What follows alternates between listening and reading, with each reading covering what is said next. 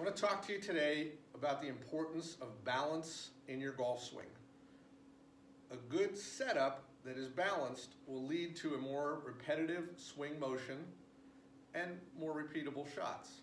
So we're going to cover some things today that you can do at home to make sure that your balance and your setup are better, so when we get out on the golf course, you're ready to go. First thing we're going to start with is our spine. So a lot of times I see players that they'll set up and they go to tilt, but it really is that they roll their spine. They create this bend like this. This makes it really challenging for the player to rotate. So what I would suggest is to take a golf club, hold it in front of your body, one hand up towards your sternum, the other towards your stomach. And from there, we're going to tilt from our hips. So we tilt forward, and you can see that my back stays straight. So once we get that feeling of tilting from our hips, it should be much easier for us to maintain a straighter back in our setup. So the next question would be, how far forward should I tilt? Maybe how much knee bend should I have in my golf swing? So what I often tell students is we can start out from a straight up and down position with our hands flat on the front of our legs. What we want to do from there is we're going to tilt, that same feeling of tilting from the hips, and we're going to tilt until the tip of our middle finger reaches the top of our kneecap. That's going to give us an appropriate amount of spine tilt.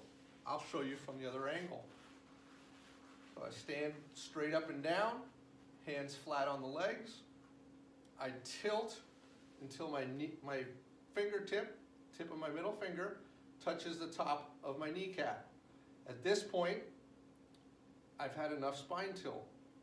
Now I can let my knees flex or unlock so that I feel somewhat balanced on my feet. That will give you appropriate setup position. Okay? From there, we can determine how far should I be from the golf ball. So if I let my arms hang down straight and I were to grab my golf club, that would give me my distance from the golf ball. If I'm too far from the golf ball, my arms extend further from my body. If I were to let my right hand fall off the golf club and just hang, you can see it falls closer to my body. If I do that, that's an indication that I'm too far from the golf ball.